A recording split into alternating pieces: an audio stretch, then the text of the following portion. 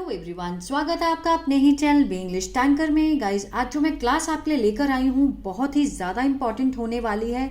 जो लोग everyday reading करते हैं उसमें क्या प्रॉब्लम आती है कि जब भी हम कोई भी वर्ड उसमें पढ़ते हैं तो हमें लगता है कि इन सब के मीनिंग क्या है, अलग अलग हैं। तो हम झट झट से क्या खोलते हैं, डिक्शनरी देखते हैं या कहीं और ढूंढते हैं कि इसका मीनिंग क्या है।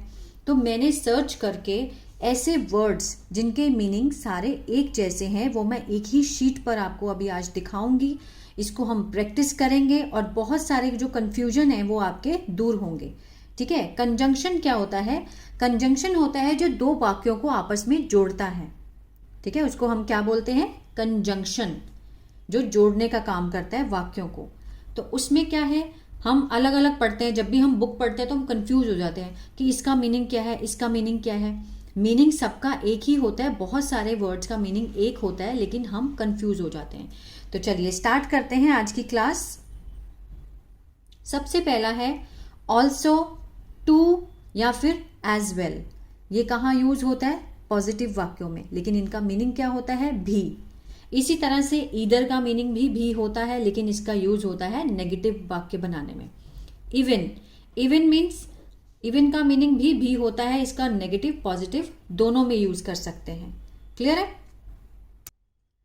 ये देखिए, सबसे पहला सेंटेंस हम बनाएंगे कि हम बोलना चाहते हैं कि मैं भी अच्छा हूं।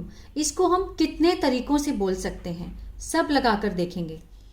आई एम टू गुड, मैं भी अच्छा हूं। आई एम टू, मैंने टू लगाया और हमने सेंटेंस बन गया जिसका मीनिंग क्या है? भी, कि मैं भी अच्छा हूं, I am too good. Next है आई एम ऑल्सो गुड। इससे भी हम बना सकते हैं, ऑल्सो लगाकर भी हम बना सकते हैं, इसका मीनिंग भी यहां पर भी है।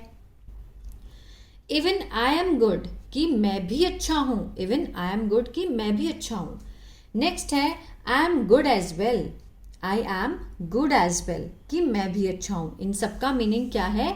सेंटेंस एक है, लेकिन जो बीच के मीनिंग है उन सबका मीनिंग, वर्ड चेंज है लेकिन मीनिंग एक जैसा है।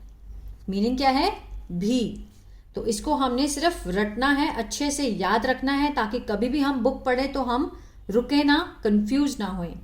अब देखिए, इसका मीनिंग जो है, मैं भी अच्छा नहीं हूं। अगर हम नहीं में बनाना चाहते हैं तो इवन का यूज हम नेगेटिव पॉजिटिव दोनों में कर सकते हैं। ये देखिए, even I am not good, कि मैं भी अच्छा नहीं हूं। I am not good either, ठीक है, इसका मीनिंग भी सेम है, मैं भी अच्छा नहीं हूं। I am not good either. Clear है? तो आई होप ये जो था क्लियर हो गया। कितने हो गए? 1 2 3 4 5, 5 वर्ड के जो मीनिंग है वो एक ही है, मीनिंग है भी। आगे बढ़ते हैं। आगे है हमारे पास फॉर, एज, बिकॉज, सिंस। ये चार मीनिंग ऐसे हैं जिनका कि, चार वर्ड ऐसे हैं जिनका मीनिंग है क्योंकि या फिर चूंकि। ठीक है, क्योंकि मैं व्यस्त था इसलिए मैं नहीं आया। अब देखिए, इससे भी हम लगाएंगे। सबसे पहले हम सिंस लगाकर देखते हैं। Since I was busy hence I didn't come, means did not come. क्योंकि मैं बिजी था इसलिए मैं नहीं आया। अब सिंस लगा दिया हमने, हम एज लगाकर बनाते हैं। As I was busy hence I didn't come. ठीक है, इसका मीनिंग क्या है? क्योंकि। For I was busy hence I didn't come. तो तीनों लगाकर एक एक करके तीनों को हम यहां पर आगे यूज कर सकते हैं। किसकी जगह पर? क्योंकि की जगह पर। अब देखिए, बिकॉज और एज को हम बीच में भी सेट कर सकते हैं। कैसे? मैं नहीं आया क्योंकि मैं व्यस्त था। दो वाक्यों को जोड़ने का काम कर रहा है क्योंकि। ठीक है, दो वाक्यों को जोड़ने का काम कर रहा है क्योंकि। आई डिडंट कम, मैं नहीं आया बिकॉज आई वॉज बिजी। अब हम बिकॉज को नहीं लगाएंगे, एज लगाएंगे। I didn't come as I was busy, क्योंकि मैं बिजी था। बस आपको इनको प्रैक्टिस करना है और याद रखना है कि इनके जो मीनिंग है वो एक है, क्योंकि। जो सेंस बैठेगा वो क्योंकि का आएगा। ठीक है, आगे बढ़ते हैं। ये देखिए, सबसे बड़े बड़े लग रहे हैं मीनिंग। हमें लगता है जब हम बुक पढ़ते हैं कि ये क्या है, इनका मीनिंग क्या है, तो हम फटाफट से ढूंढने लग जाते हैं। लेकिन इनके मीनिंग बहुत ही ईजी है, बच्चे सिर्फ कंफ्यूज हो जाते हैं कि है क्या। सो इसलिए, हेंस इसलिए, हेंस फोर्थ इसलिए, that's why, therefore, that's the reason. इन सबके मीनिंग एक ही है, इसलिए। ठीक है, ये हमें याद रखना है। सेंटेंस बनाकर देखते हैं। मैं आया इसलिए तुम गए। मैं आया इसीलिए तुम गए। अच्छा, हम ये सेंटेंस बनाना चाहते हैं, आई केम, मैं आया, दैट्स वाई यू वेंट। ठीक है, I came so you went, इनके मीनिंग एक ही है। I came henceforth you went, मैं आया इसलिए तुम गए। I came that's the reason you went. I came hence you went. इन सबके पांचों के मीनिंग क्या है? इसलिए। ठीक है, तो कंफ्यूज नहीं होना है, इनको प्रैक्टिस करके देखना है, और जब भी बुक रीड करो तो इसको याद रखो कि इसका मीनिंग यही है। आगे देखते हैं, as soon as the moment means दोनों का मीनिंग क्या है? जैसे ही। जैसे ही वो आया मैं चला गया। As soon as he came I left. The moment he came I left. दोनों के मीनिंग क्या बैठ रहे हैं यहां पर? जैसे ही। ठीक है, जैसे ही मैं आया, वो आया, मैं चला गया। एज वेल एज मीन्स साथ ही साथ।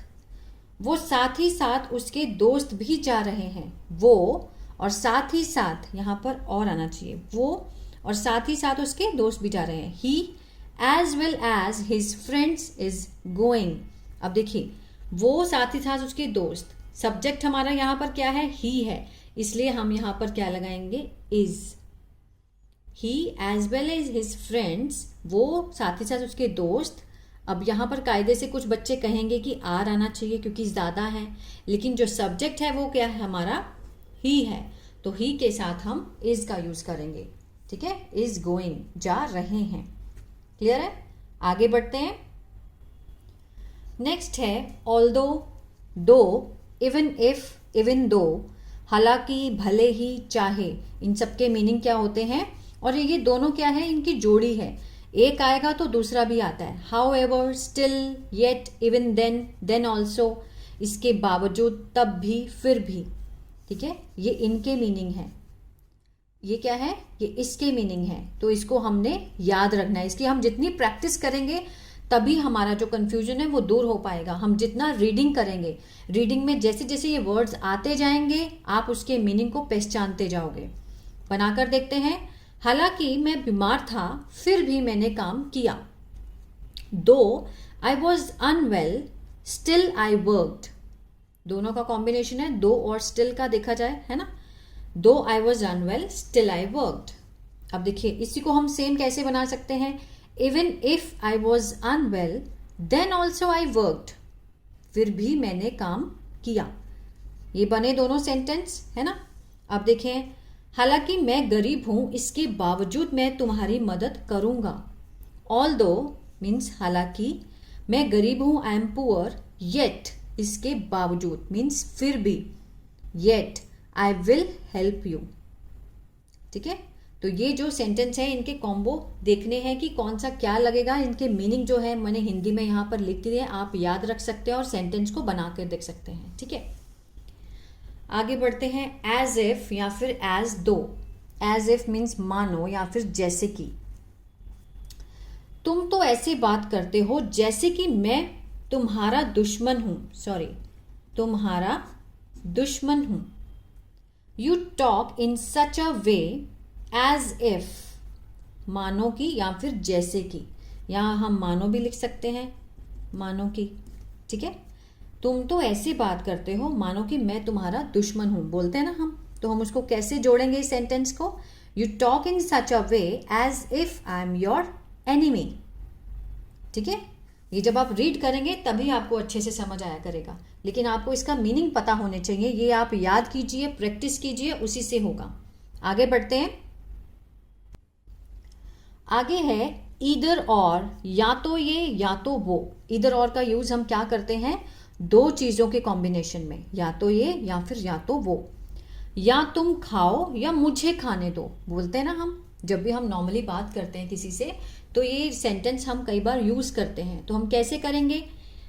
ईदर यू ईट और लेट मी ईट। ईदर और ये दोनों का क्या है? कॉम्बिनेशन है। मीन या तो ये या तो वो, या मुझे खाने दो या तुम खाओ या मुझे खाने दो। ठीक है, ईदर यू ईट और लेट मी ईट। अब इसी तरह से नीदर नॉर का कॉम्बिनेशन है। ये जूते मोजे की जोड़ी होती है, इनको अलग नहीं कर सकते, ना ये ना वो। अगर हम इस तरह के सेंटेंस को बोलना चाहते हैं तो हमें नीदर नॉर का यूज करना है। नीदर यू गो, ना तुम जाओ ना उसे जाने दो, nor let him go. Neither you go nor let him go, ठीक है, ना तुम जाओ ना उसे जाने दो। ये प्रैक्टिस करेंगे तो ही आप सेंटेंस को आगे से अच्छे से याद रख पाएंगे। आगे है सच। सच मीन्स इस तरह का या फिर ऐसा। सच एज जैसे कि, उदाहरणतः लिखते हैं ना हम, उदाहरणतः, such as, in such a वे। इन तीनों का मीनिंग है इस तरह से या फिर ऐसे। बनाकर देखते हैं सेंटेंस। पहले हम सच से बनाते हैं। ऐसे लोग मुझे पसंद नहीं, I don't like such people. I don't like such people, मुझे ऐसे लोग पसंद नहीं। सेकंड बनाते हैं सच एज से। उसके कई दोस्त हैं जैसे कि Aman, Ajay, Golu. He has many friends such as Aman, Ajay, Golu. Means जैसे, उदाहरणतः, जैसे कि, उदाहरण देने के लिए हमने नाम दे दिए ना, इस तरह से इसका यूज होता है। इन सच अ वे मीन्स इस तरह से या फिर ऐसे। तुम तो इस तरह से बात कर रहे हो मानो तुम्हें सब पता है। बोलते हैं ना हम, you are talking in such a way as if you know everything. You are talking in such a way, तुम तो इस तरीके से बात कर रहे हो, इस तरह से बात कर रहे हो जैसे कि तुम्हें सब पता है। क्लियर है?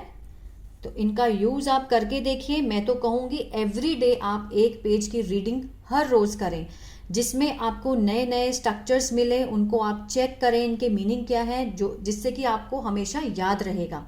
ठीक है। Last but not the least. But ये बहुत यूज होता है, इसके मीनिंग अलग अलग हैं, लेकिन, बल्कि, सिवाय, पर, परंतु। जब मैं ट्रांसलेशन कराती हूँ तो उसके मैं लिख देती हूँ कई बार बल्कि।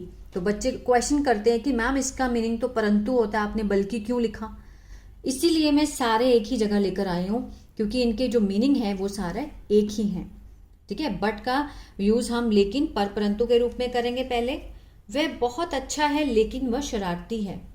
He is very good but he is very naughty.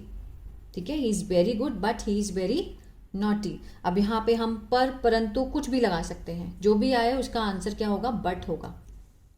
Next है बट का यूज हम करते हैं अलावा या फिर सिवाय के। मैं कुछ भी खा सकता हूं सिवाय बैंगन के। ठीक है। मैं कुछ भी खा सकता हूं सिवाय बैंगन के। I can eat anything but brinjal. ठीक है। बट लगाकर अगर हम जिस चीज को जो हम नहीं खाना चाहते उसका नाम लगाएंगे तो मीन्स क्या है? सिवाय या फिर अलावा। क्लियर है? आई होप ये वीडियो आपको बहुत ही हेल्पफुल रहा होगा। जो लोग एवरीडे रीडिंग करते हैं, न्यूज़पेपर पढ़ते हैं, कुछ भी रीड करते हैं, जो लोग इंग्लिश सीखना चाहते हैं, तो इस वीडियो को शेयर कीजिए उन लोगों के साथ जो इंग्लिश को अच्छे से सीखना चाहते हैं। आई होप ये वीडियो अच्छा लगा तो प्लीज़ लाइक कीजिए और कमेंट करके बताएं कैसी लगी। God bless you.